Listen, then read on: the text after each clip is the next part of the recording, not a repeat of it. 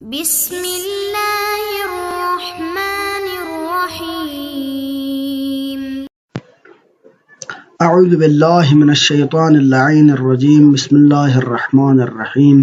وبہ نستعین وهو خیر ناصر ومعین۔ عزیز طلاب کرام، ہمارے درس کا سلسلہ جاری ہے جس میں ہم بحث کر رہے تھے ہمارے پیارے نبی حضرت محمد مصطفیٰ صلی اللہ علیہ وآلہ وسلم کے نبوت کے بارے میں، اور آپ کی نبوت کے ثبوت کے لیے ہم نے یہ عرض کیا تھا کہ آپ صلی اللہ علیہ وآلہ وسلم نے دعوی نبوت بھی کیے اور ساتھ ساتھ معجزات دکھائے۔ آپ کے معجزات چند ایک نہیں، محدود نہیں، بلکہ آپ کے ایسے معجزات بھی ہیں جو کہ ابدی اور خالدی ہے۔ اور آپ کی معجزہ خالدہ میں سے واضح اور آشکار معجزہ جو ہے وہ قرآن پاک ہے، تو کہ آپ کے معجزہ خالدہ میں سے ہے۔ اور اس میں ہم نے یہ بھی عرض کیا تھا کہ آپ کے معجزہ یعنی قرآن کے اعجاز کے پہلو کیا ہے، اس میں کون سا مکتبہ کی فکر کس نظریے کے قائل ہے، اور اس کے اندر کیا کیا احتمالات ہو سکتے ہیں، کون سا قول حق ہے، ان تمام، اور کس گروہ کے پاس کون سی دلیل موجود ہے، ان تمام چیزوں کا ہم نے پہلے ذکر کیے۔ اب ہم آتے ہیں ایک اہم نقطے کی طرف، پھر ہم بڑھے تھے کہ آپ صلی اللہ علیہ وسلم جب نبی ہے تو آپ سے پہلے جو انبیاء ہیں ان کی شریعتیں نسخ ہو چکی، احکامات نسخ ہو چکی ہے۔ اس کے اوپر ہم نے پھر اشکال جو وارد ہوئے تھے یہودیوں کی طرف سے، اس اشکال کو ہم نے رد کیا،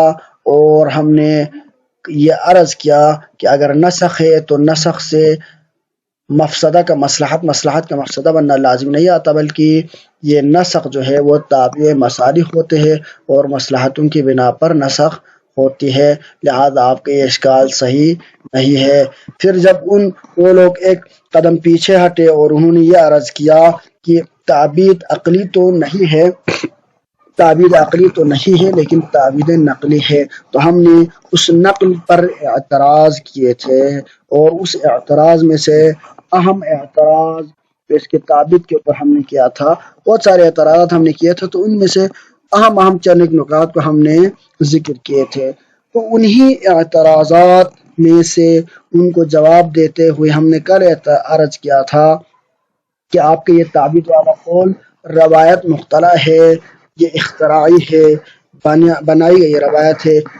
اور ابن راوندی کی طرف یہ چیز منسوب ہے۔ دوسری بات ہے کہ ہم نے کل کے درس میں عرض کیا تھا کہ یہودیوں کا کوئی بھی سند متواترہ نہیں ہے، کیونکہ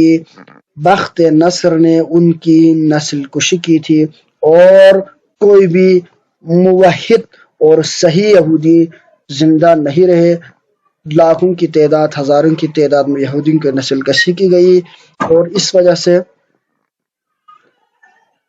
یہودی جب باقی نہیں رہے تو سلسلہ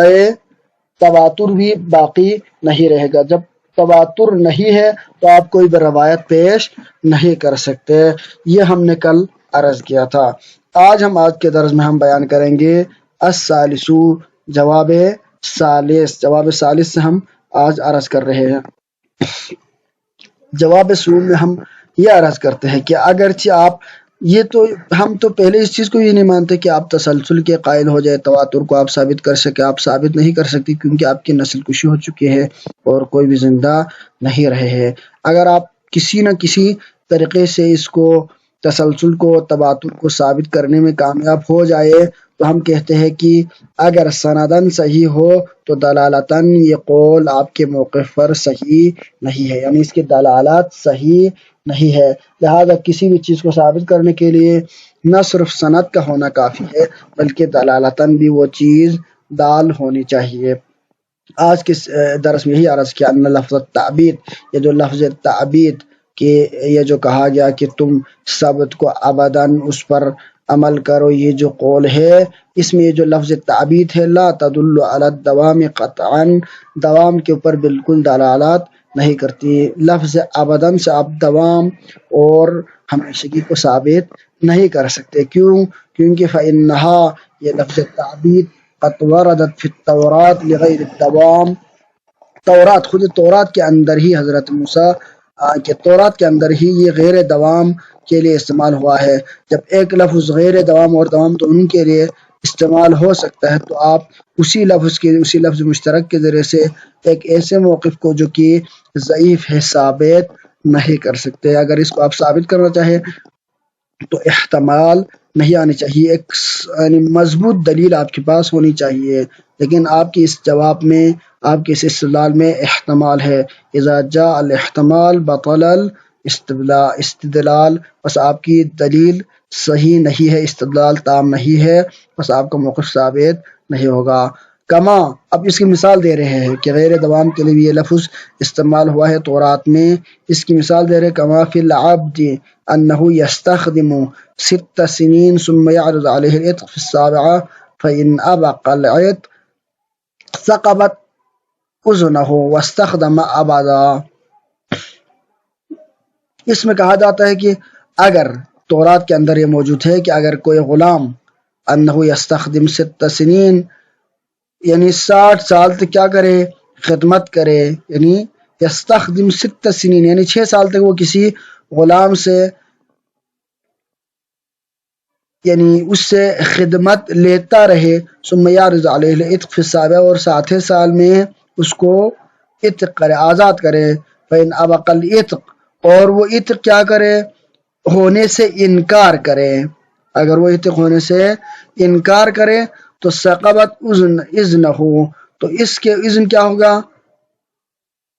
اس کے اذن میں ثقب پیدا ہوگا یعنی سقم پیدا ہوگا۔ اب یہ جو لفظ ثقبہ ہے اس کی بہت سارے معنی بیان کی گئی، ان میں سے ایک سوراخ لگنا ہے کسی چیز میں نا، تو یہ بھی آپ کہہ سکتے یا کہنا کہ اس چیز میں کھوج پیدا ہونا یعنی وہ چیز ختم ہو جانا، یعنی وہ چیز ساقط ہو جانا۔ تو اگر یہ چیز ایک بندہ کہہ رہے کہ میں تم کو آزاد کر رہا ہوں اور دوسرا بندہ انکار کر رہے کہ میں آزاد ہونا نہیں چاہتا، تو اس صورت میں وہ جو اس نے آزادی کے لیے جو اذن پیدا کی تھی وہ اذن میں سقم پیدا ہوگا، واستخدم ابداً اور باقی عمر بھر یہ کیا کرے گا، اس غلام سے خدمت لیتا رہے گا۔ یہاں پر لفظ ابداً کا استعمال ہوا ہے۔ وفی موضع آخر، دوسرے موضع میں کہا کہ یستخدم 50 سنہ 50 سال تک ان کو کیا کیا جائے گا، اس سے خدمت لے گا۔ تو یہاں پر لفظ ابداً کی جو تفسیر دوسرے مورد میں ہوا ہے وہ 50 سال تک، 6 سال سے لے کر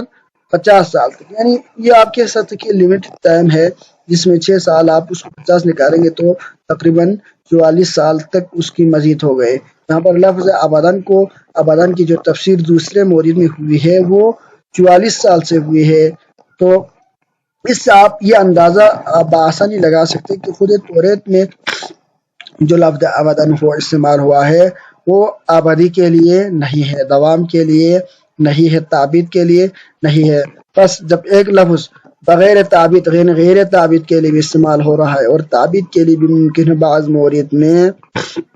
استعمال ہوتا ہو، تو اس سے آپ تعبید کو ثابت نہیں کر سکتے۔ اور وہی والی بات جو ہم نے کہا تھا کہ جب استدلال میں احتمال آ جائے تو استدلال تام نہیں رہتے۔ وَأَمَرُوا فِي الْبَقَرَةِ الَّتِي كُلِّفُوا بِالذِّبْحِ أَن يَكُونَ لَهُمْ ذَلِكَ سَنَةً أَبَدًا، یعنی امروا فی البقرۃ، سورہ بقرہ میں یہودیوں کو یہ امر کیا گیا ہے کہ التی کلفوا بذبحھا، انہیں بقرہ ذبح کرنے کی، گائے ذبح کرنے کی سورہ بقرہ میں یہ حکم کیا گیا ہے کہ کیا کرے، تم لوگ بقرہ کی قربانی دیا کرے۔ یکون لهم ذلک سنۃ ابدا، کہ یہ کیا ہو، پورا سال ہو۔ ثم انقطع تعبدهم بها، یعنی پورا سال ہونا چاہیے تھا، پھر انہوں نے اس تعبد کی انقطاع کی اور انہوں نے اس سلسلے کو روک دیا۔ تو یہاں پر پورا سنہ ہے لیکن حالانکہ انہوں نے اس پر تعبیداً عمل نہیں کیا، تو لہٰذا یہ تعبید کا مطلب یعنی ابداً کا مطلب تعبید نہیں ہو سکتا۔ وفی التوراۃ قربوا الی کل یوم خروفین، خروف غدو وخروف عشیۃ بین المغارب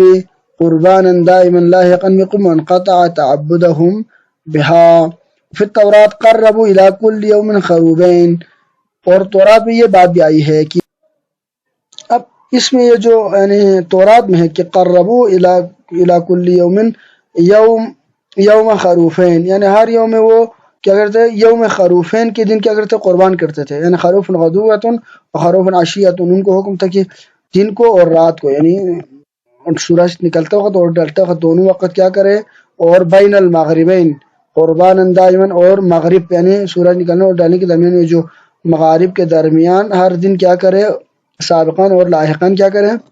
لاحقاً یعنی ان کے بعد ہمیشہ قربانی دیا کرے خروبین، دو خروب، دو خروب، یعنی خروب کو یعنی اس کی بہت سارے معنی بیان کیے گئے، تو ان میں سے بکری کا بچہ اور اس کے علاوہ بچھڑا وغیرہ یعنی گائے کے جو بچے ہیں وہ بھی اس میں زیر ذکر ہے۔ تو شاید یہاں پر مراد کیونکہ سورہ بقرہ ہے اور اس میں تمام واقعے کی یعنی جو مرکز ہے وہ گائے ہی ہے، تو لہذا گائے کا بچڑا مراد ہو سکتا ہے، تو لہذا ان کو یہ قربانی دینے کی حکم دی گئی تھی، لیکن وہ اگر تعبید ہی مراد ہے تو ابداً سے اگر آپ اصلاح لیتے تو ابھی بھی آپ لوگ گائے ذبح کیا کریں، حالانکہ آپ یہودی ایسے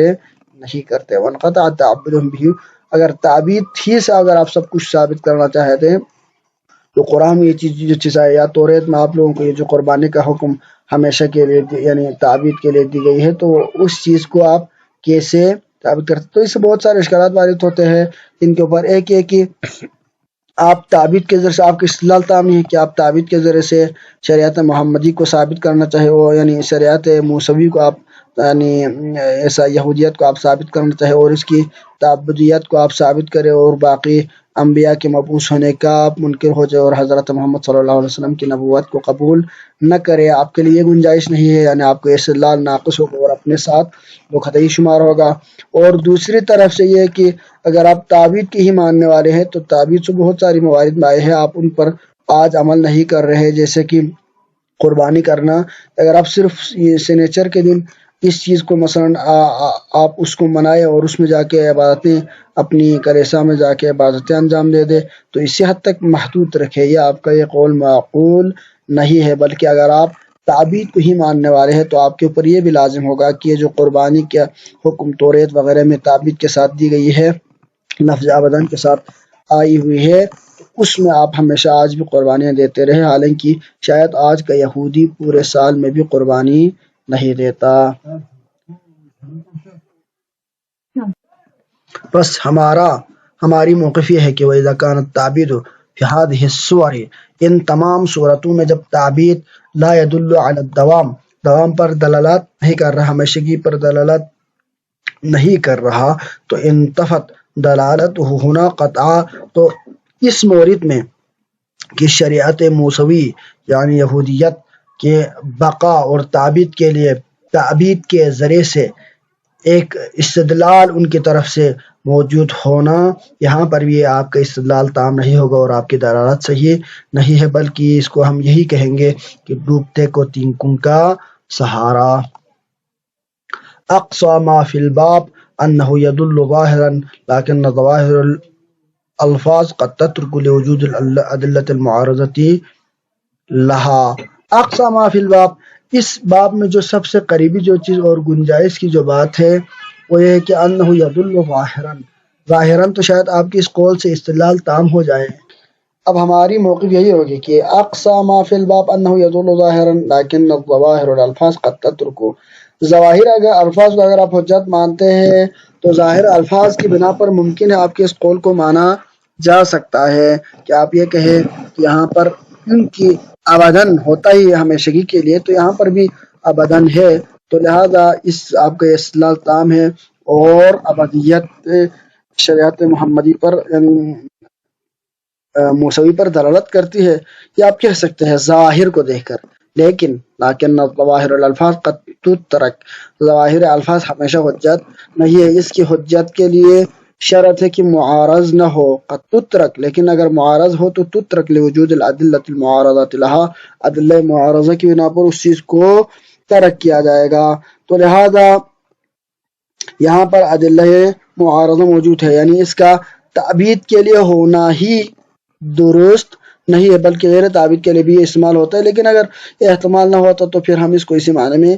اخذ لیتے شہرت کی بنا پر۔ اگر آپ اس چیز کو مان بھی لے کہ یہ تعبید پر دلالت کر بھی رہو تو اس کی سند بھی صحیح ہونی چاہیے، سند کو ہم قبول نہیں کرتے کیونکہ تواتر کا سلسلہ یہودیت میں باقی نہیں رہا،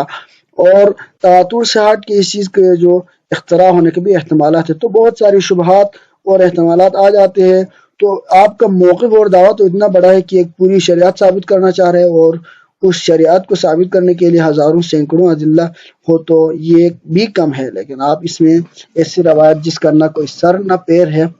آپ اس کی وجہ سے اپنی اتنی بڑی موقف کو ثابت کرنا چاہ رہے ہیں جو کبھی بھی ثابت ہونا ممکن ہے اور عقلاء کے لیے قابل قبول نہیں ہے۔ وصلی اللہ علی سیدنا محمد و آلہ الطیبین الطاہرین۔